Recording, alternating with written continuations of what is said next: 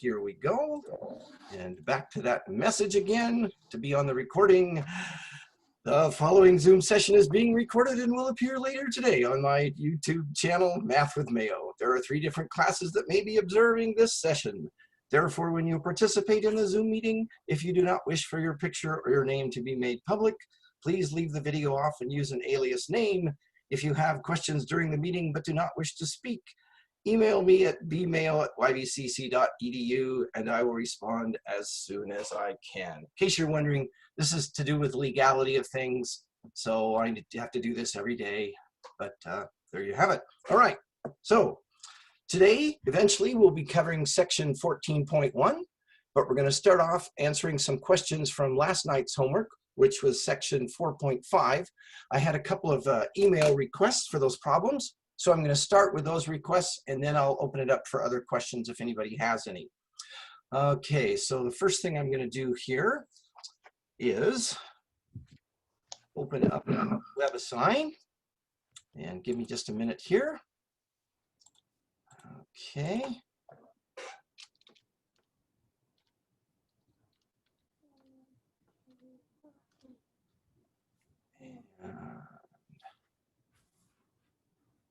Go to student view, and I know you can't see this yet. Just let me get it all set up and then I will open it up for you.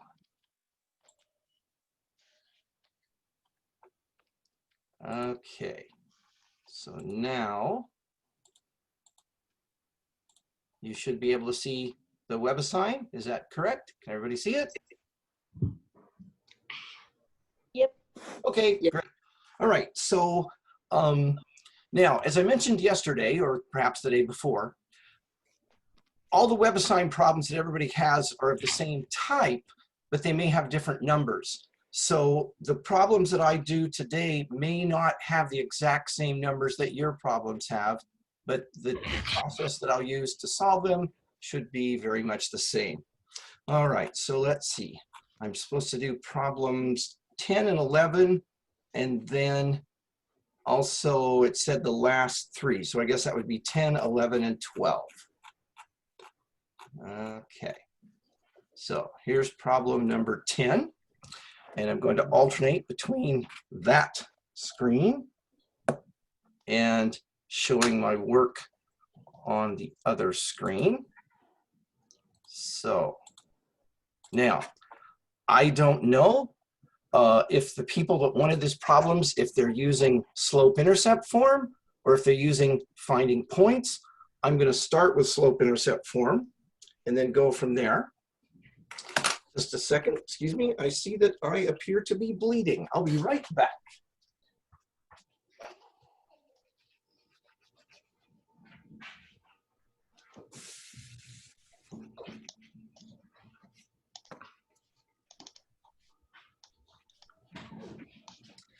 Well, that was exciting. Okay, sorry about that. All righty. No need to dial 911 just yet. All right, so we've got 3x plus 2y minus 12 greater than or equal to 0, and then x less than -2 plus y. Okay, so now I'm going to go back and have us look here where I can do the work. So 3x plus 2y minus 12 greater than or equal to 0. I'm going to add 12 to both sides of the inequality, which will give me that. I'm going to subtract 3x both sides of the inequality. I'm going to divide everybody by 2, so y is greater than or equal to. If you have your microphone on but you're not speaking, could you go ahead and turn it off? We're hearing some background noise of children, which is wonderful, but it's distracting. Thank you so much. Okay, and then if you do have a question, go ahead and open up your microphone. Y is greater than or equal to -3/2 x plus 6. Now, using the slope-intercept form, the slope would be -3/2 and the y-intercept would be 6. Any questions about what I've just done? Okay, so using that information, let's see here. I'm going to go back over here and go to the WebAssign screen. All right, can you see the WebAssign screen? Yes. Okay, just wanting to make sure.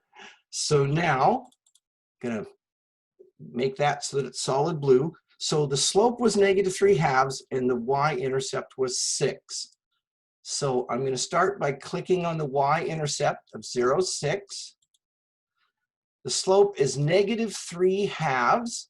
So I'm going to go down 3 and over 2. All right. Now, let's see. I've got 0, 6 and down 3 over 2. We're at 2/3. This particular equation or inequality what included equals, therefore it would include a solid line. All right. Any questions about what I've done so far?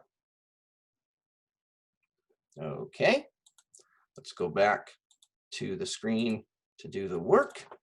And we've got x less than -2 plus y. I'm going to add 2 to both sides. So I've got x plus 2 is less than y. Well, if x plus 2 is less than y, we could also say that y is greater than x plus 2. You okay with that? How I just turned that whole thing around? I didn't really change the direction of the sign. I just turned the whole thing around. Like if I'm older than you, you're younger than me. That's the same statement from a different viewpoint. So if x plus 2 is less than y, y is greater than x plus 2. Again, are we okay there? All right. So now the slope is 1 and the y-intercept is 2. Any questions? Okay, going back over to the WebAssign screen. So again, make that dark blue. Y-intercept is 2. The slope is 1. So I'm going to go up 1 over 1. Up 1 over 1. Okay. And let's see. That line, 0, 2, and 2, 3. Now, that particular inequality doesn't include the equal, so that needs to be a dashed line. Okay, so now we've got our 2 lines drawn. Okay, I'm going to go back to the first work. Notice that when I solved for y here, y was greater than or equal to. So that means that for that first line, the solid line, we're going to be above it. Also, the second one, the dotted line, it says y is greater. So in both cases, we're going to be above the line. So we're going to be up here for the dotted line and up here for the solid line. So the combination of those two would be right there. Uh-oh, it says that I'm wrong. Let's see what's going on here. Okay, that's not good.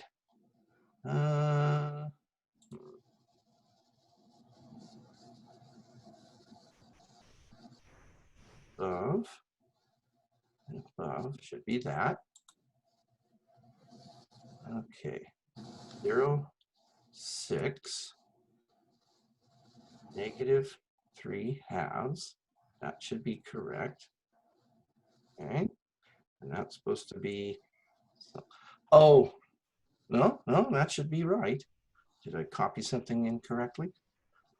Okay, second line, 0, 2, up. Oh, I know what I did wrong. If we're going to go, we would go up. Let's see, 0, 2, we go up 1 and over 1. So this point should be 3, 1. I'll figure this out. Let's see. Let me go back here. I know everybody's going, well, this is great. The teacher can't even do it right. Okay. First of all, let me check my work here. Let's see. Everything appears to be okay. So I should have a point at 0, 2. And then if I go up 1 and let's see, up 1 and over 1, that should be at 3, 1. Ah, I see the problem. Okay. So we're going to delete that. Hang on. Got to go back so you can see what I'm doing there. All right, so I deleted my second line, okay? So I'm going to start that over. Now, it's at 0, 2, which is there. The slope is 1, so I'm going to go up 1 over 1. I should be right there, which is at what? 1, 3. Okay. There we go. And that needs to be dashed. So I plotted my point incorrectly based on the slope. All right. So now we've got to go back here and fill it in, and let's see what happens this time. If this is wrong, I'm going back to bed. All right. So my mistake was when I was using the slope to go up 1 and over 1, I went up 1, but I went over 2. And when you've got a situation where the scale is something other than 1 square is 1 unit, you got to be really careful, as I showed. All right, are we okay with number 10? Any questions there after I got it fixed? I have a question. Yes. Do you always go like up 1 and like over 1? Okay. Like, you plotted the reason I did that for that particular problem was because here the slope was 1. This first problem, the slope was -3/2. Now this is using the slope-intercept form. Do you want me to go back and do it just finding ordered pairs? No, I like this way better. I was just a little confused. Yeah. On that Again, the slope, the whole idea of slope was in chapter 3, section 4. So if you want to review chapter 3, section 4, that might help you get a better understanding, or you could come office hour and be happy to go through all of that again if you want. Okay, then I also have another question. How do you know it's like solid or dashed? Okay, all right, let's see. Have I got it so that you're seeing the WebAssign screen? No. No, okay. That's because it's confusing because I can see both things here, but I have to make sure that you're seeing the right thing. Okay, so look at the first inequality, 3x plus 2y minus 12. Notice that it has greater than or equal to. So it includes the equal to part. If it includes the equal to, then it's going to equaling that solid line. The second one does not include the equal to, so it's not a solid line, it's a dotted line. It establishes a boundary, but the boundary isn't part of the solution. Does that make sense?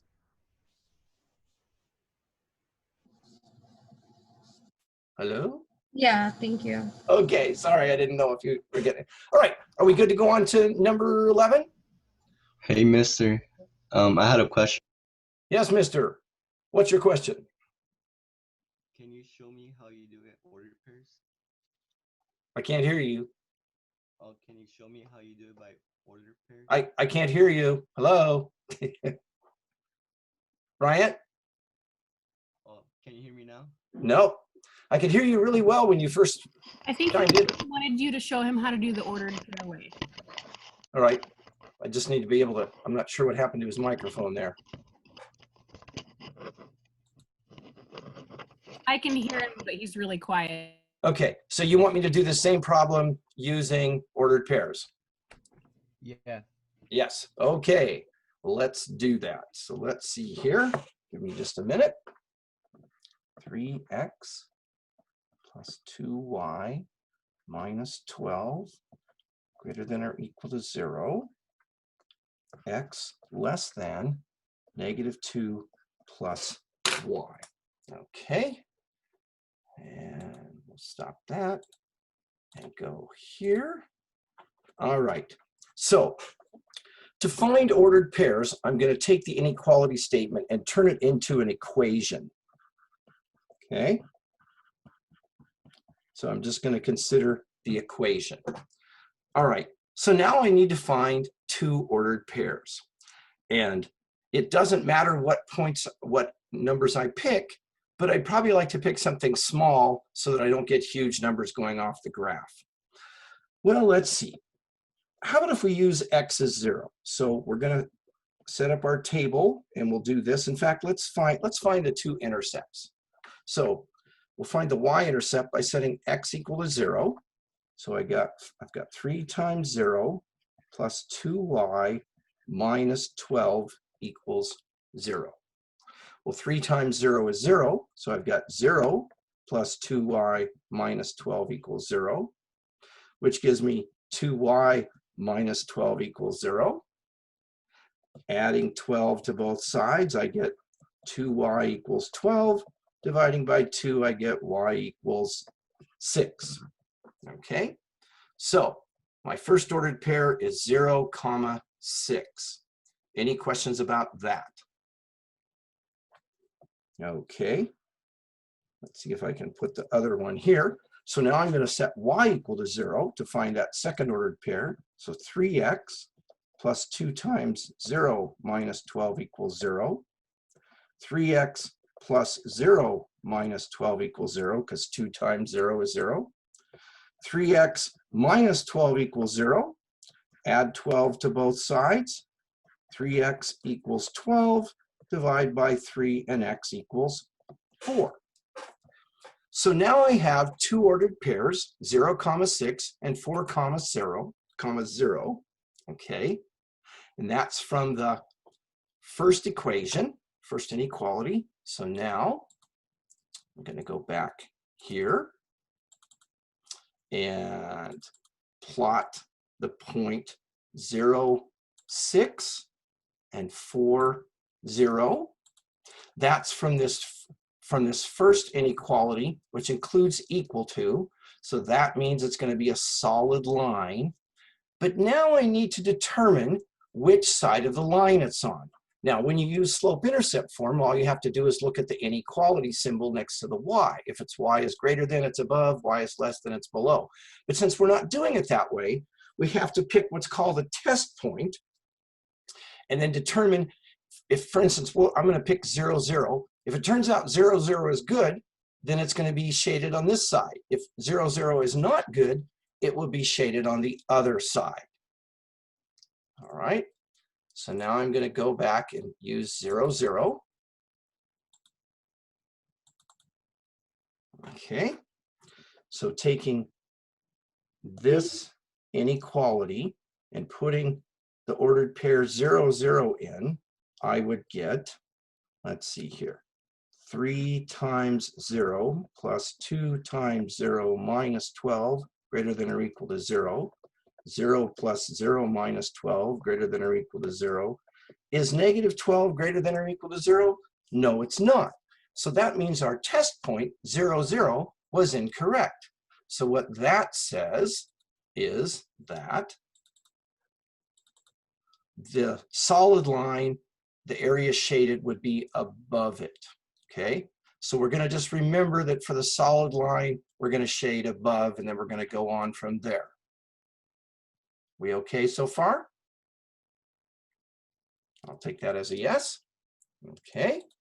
Oh, wait, my bad.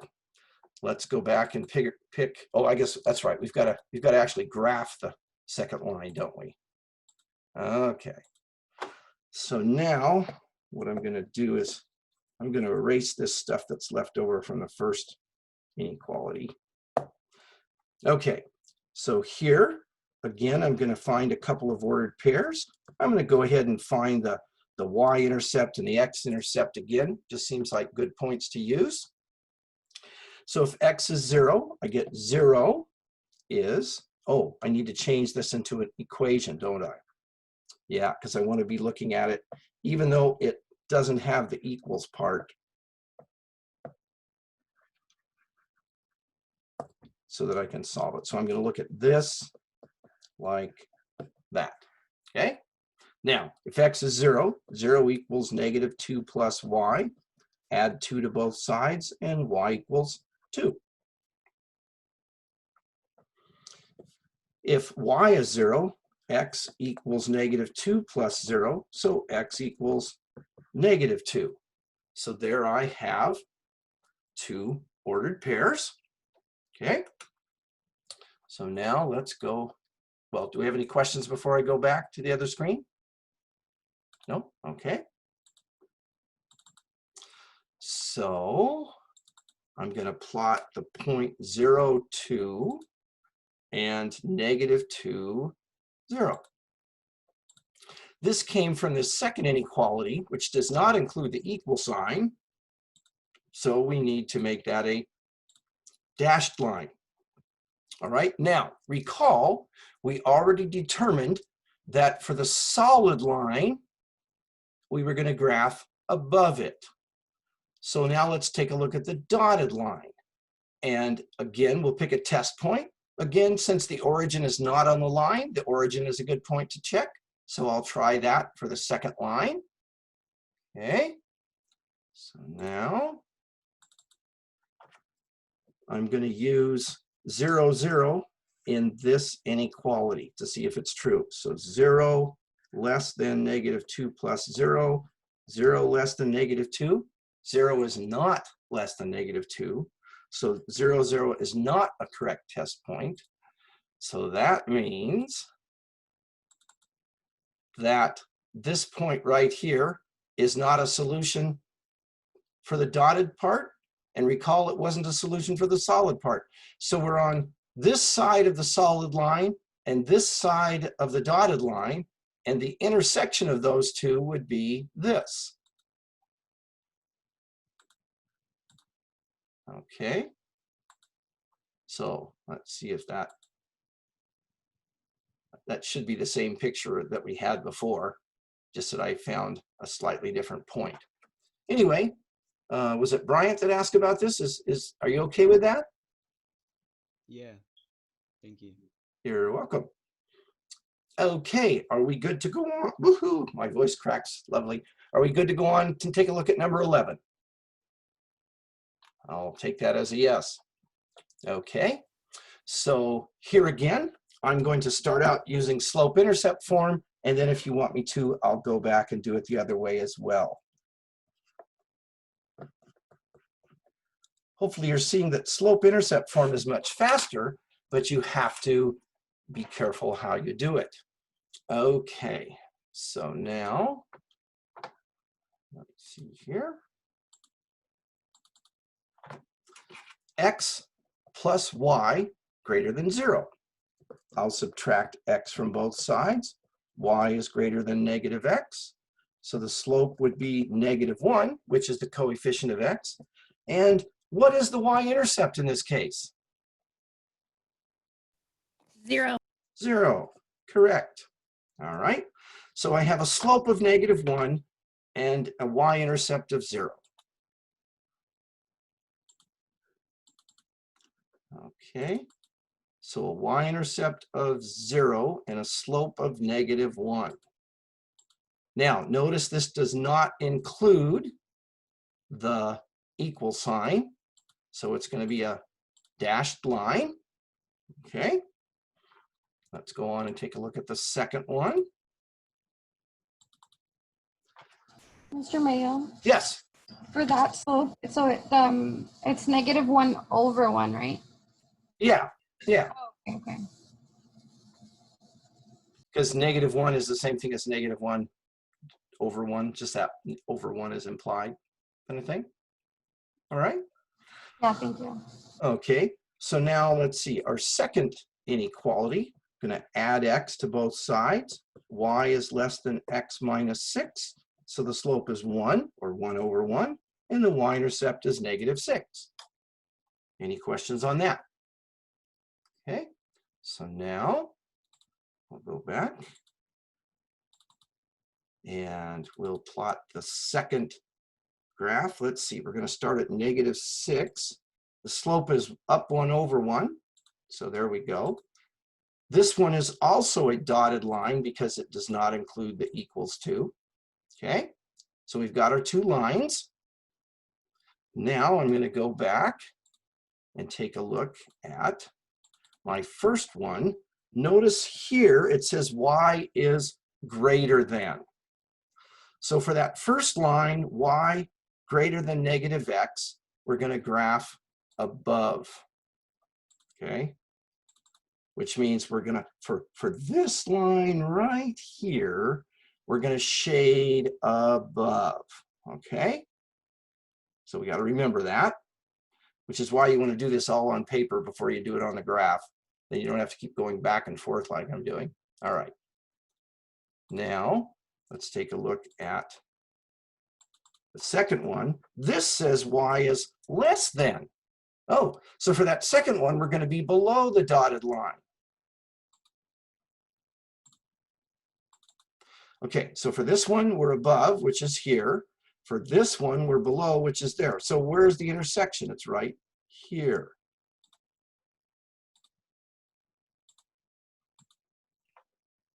Okay with that? How I determined that? Yes. All right. I got it right this time. I redeemed myself, sort of. Okay. Do you want me to go back and do this one the other way, finding ordered pairs?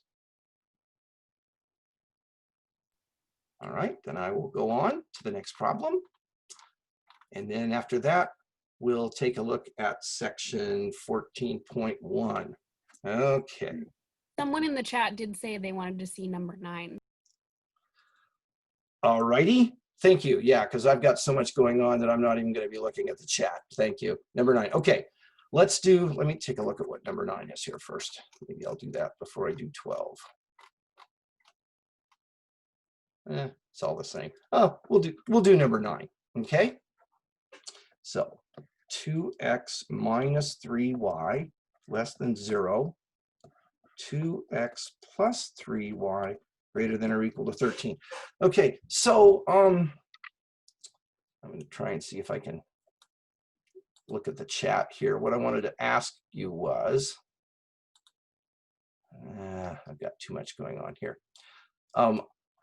The person that in the chat that requested this problem, do you want me to use slope-intercept form or ordered pairs? And again, I can't see your response, but if you put it in there, maybe somebody can tell me. It's slope, please. Slope-intercept. Okay, great. Thank you. All right, so.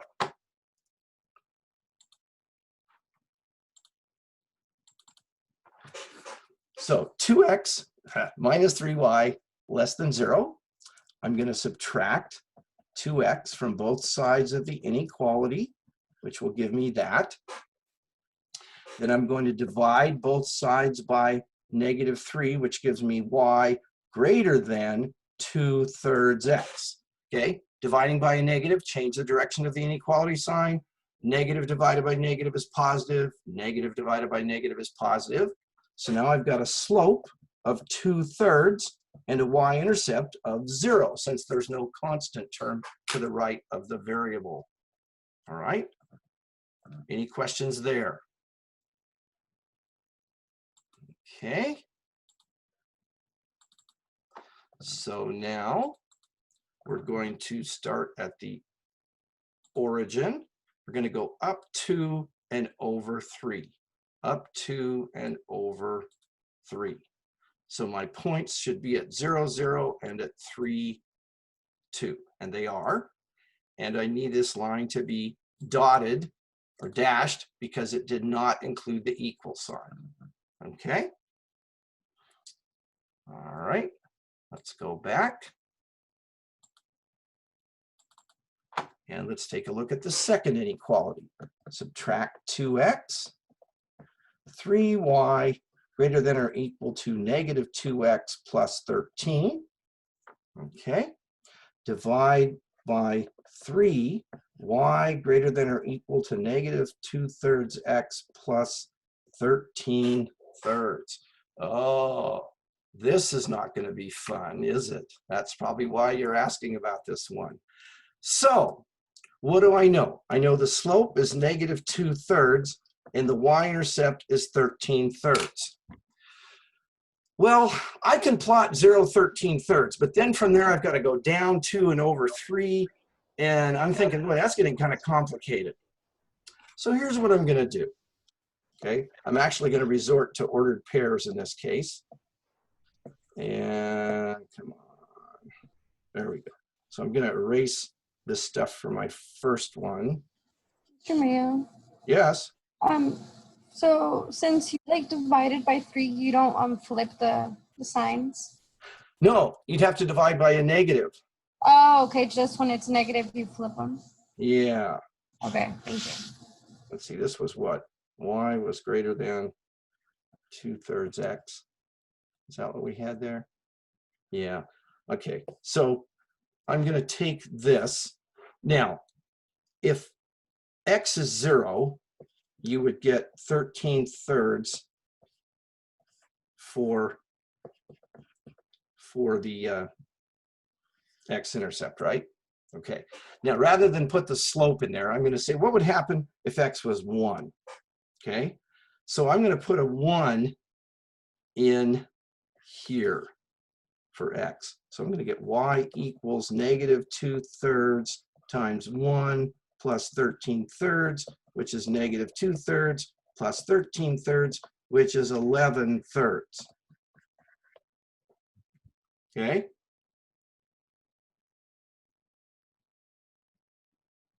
You all right with that? So now I've got 2 points.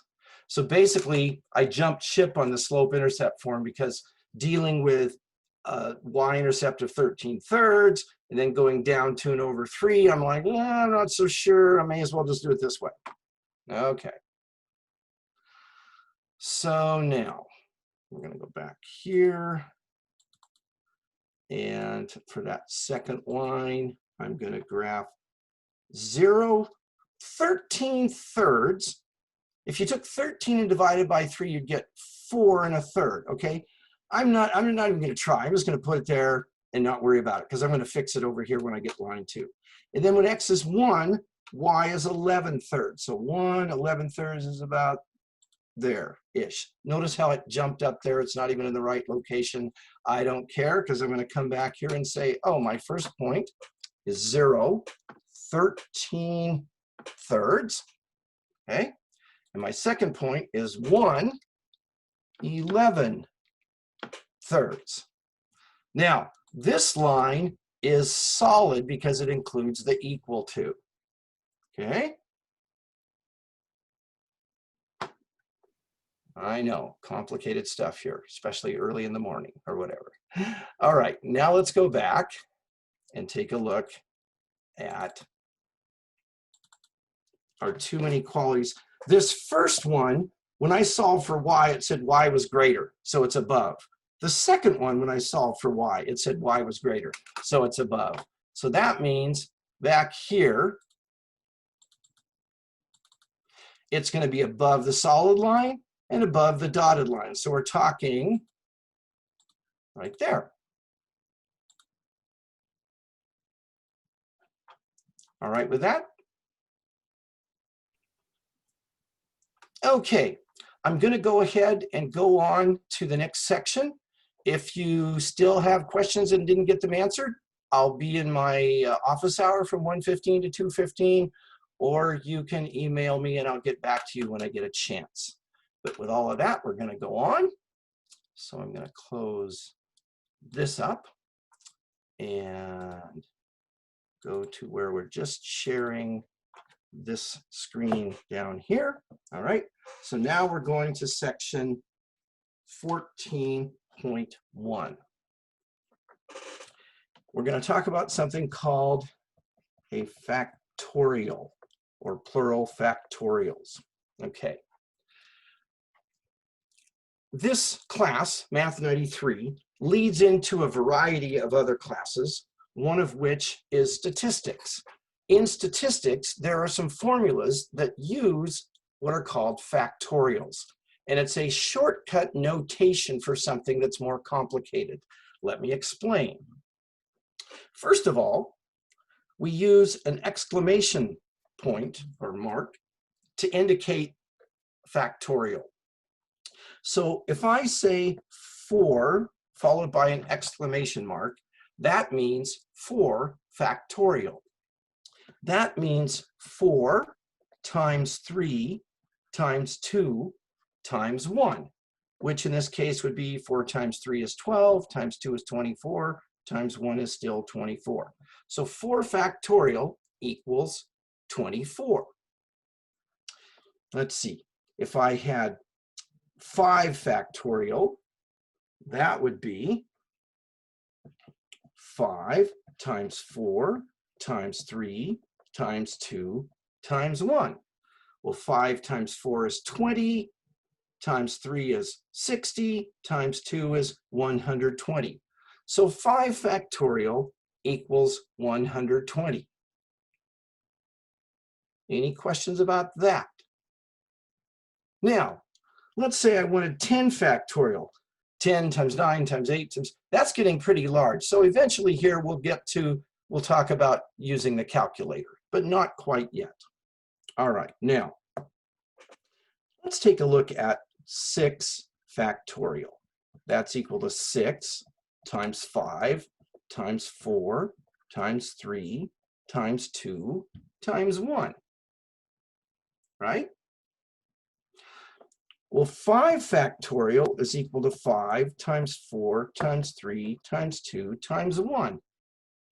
So that means that we could take this 6 factorial, and instead of writing it that way, we could write it as 6 times 5 factorial, because this is equal to 5 factorial. Now, you're probably going, well, why are we doing all this? Patience, we'll get there, we'll get there. But can you see that 6 factorial could be written as 6 times 5 factorial? Any questions about that? All right. It could also be written as 6 times 5 times 4 factorial. Or it could be written as 6 times 5 times 4 times 3 factorial. You okay with this? Any questions there? All right, let's see if you're picking up what I'm putting down here. So now I'm going to do some examples. Another thing I need to mention, by definition, 0 factorial is equal to 1. That's just a definition, so you live with it, okay? 0 factorial is equal to 1. So let's say we have 49 factorial over 47 factorial. Well, at first, this may appear to be a huge problem, and oh man, where's my calculator? And I'm going to have a lot of work. Well, I could write 49 factorial as 49 times 48 times 47 factorial. That divided by 47 factorial, those would reduce out, and all I need to do is take 49 times 48, which is 2,352. So I really only needed to multiply 2 numbers together. Any question how I did that? All right.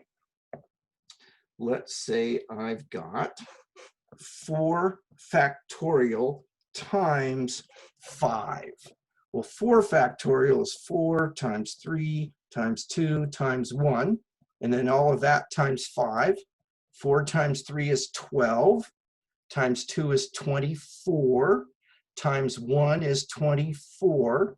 24 times 5 is, 120. So this is equal to 120. You okay with that? I'll assume that's a yes. Okay. How about this? I've got 15 factorial over 14 factorial times the quantity 15 minus 14 factorial. Okay, so on top, I've got 15 factorial. On the bottom, I've got 14 factorial times, well, what is 15 minus 14? 1. So that's 1 factorial, right? But I could take the numerator, 15 factorial, and considering that I've got this in the denominator, I'm going to write the numerator as 15 times 14 factorial. And in the denominator, I've got 14 factorial times, what did 1 factorial be? That would just be 1, wouldn't it? Because it'd be just 1 times, well, yeah. So now those will reduce out, and I've got 15 over 1, or just 15. So the key is to reduce out things that we can to make life easier. All right. Wait, I'm still a little confused as to why you put the 14 on the in the numerator. Okay. Let's see here. Is this equal to that? Yes. All right. So I deliberately took this and wrote it like that because I had this in the denominator so I could get rid of those. Oh, I see. Okay. All righty? Yeah. So it was intentional. If down here, if this had been like 12 factorial, on top I would have written 15 times 14 times 13 times 12 factorial. So I'm trying to create pieces that I can get rid of, break it apart into pieces. Okay? Let's take a look at another one of those.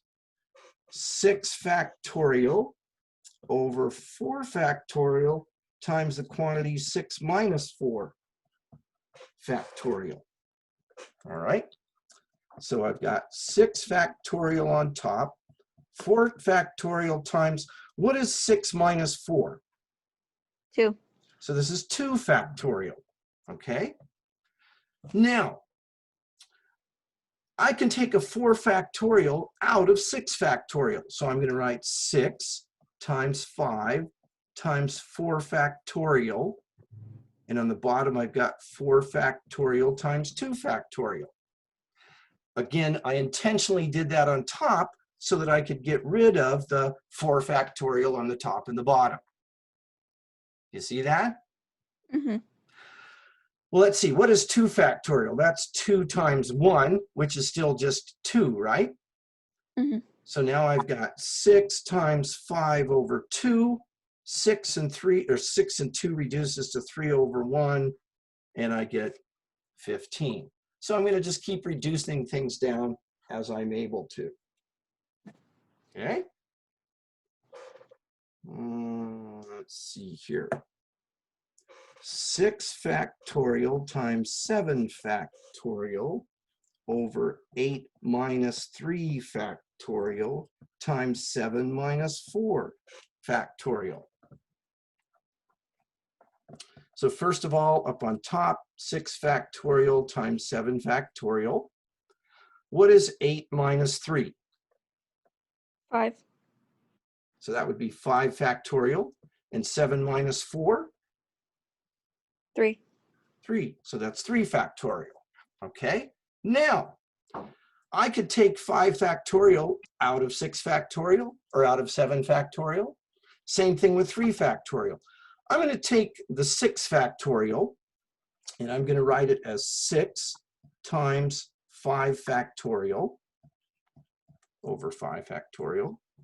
I'm going to take the 7 factorial and write it as 7 times 6 times 5 times 4 times 3 factorial over the 3 factorial. So again, I took the top factorial and I broke it apart to where I had regular numbers and then a factorial that I could use to reduce out the denominator. You see that? Yep.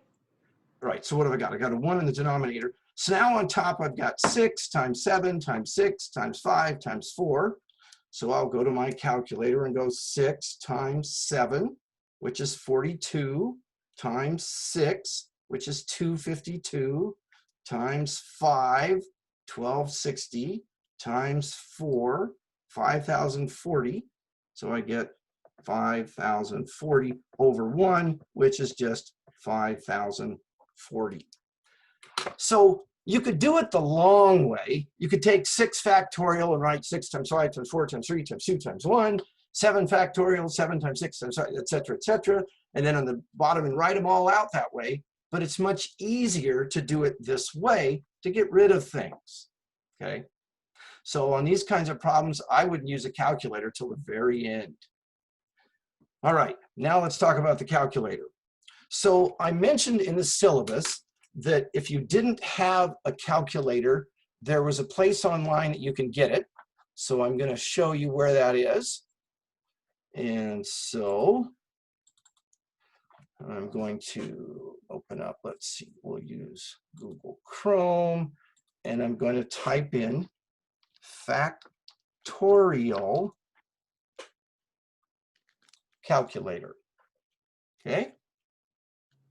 So when I do that, this calculator should appear, and right there where it has an X with an exclamation mark, that's your factorial button. So let's say I want to determine 8 factorial. So 8 times 7 times 6 times 5 times 4 times 3 times 2 times 1. It's 40,320. Okay. Let's say I want 15 factorial. Okay, now we've got an issue here. What the heck is all of this? Well, this is scientific notation. So basically that's 1.3076744 times 10 to the 12th power.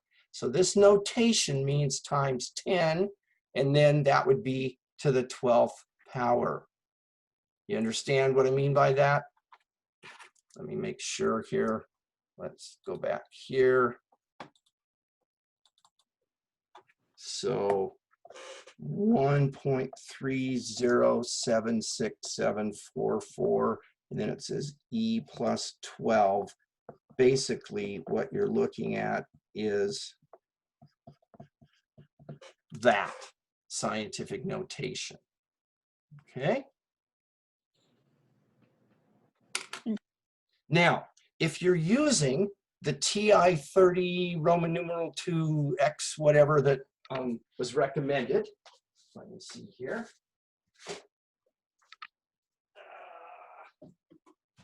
Trying to remember where the button is.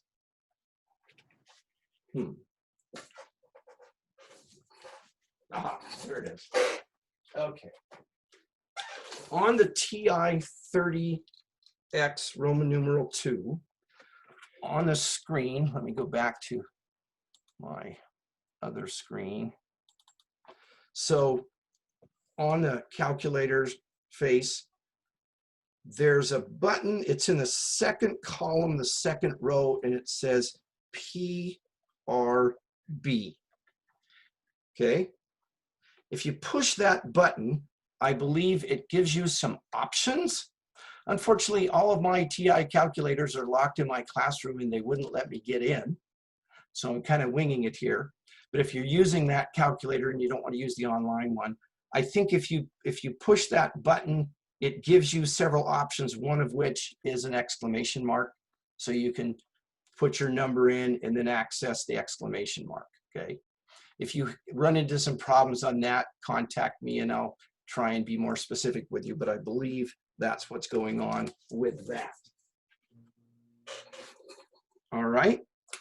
Also, and perhaps this is none of you, but I had some students that emailed me last night at about 11:30 with questions about Monday's assignment. And I'm thinking, you're kind of late on that. In other words, the idea is the day that I assign it is the day it's due. Now, granted, you still have that whole extra day of grace period, but if you wait until right before it's due, with questions, you're going to be too late. I'm not going to monitor the email at 11 o'clock at night. So anyway, any other questions before we quit for the day? Well, I will be back at 1:15 with an office hour if you should have questions, or I'll be checking my email as well. So thank you. And with that, we'll stop the recording.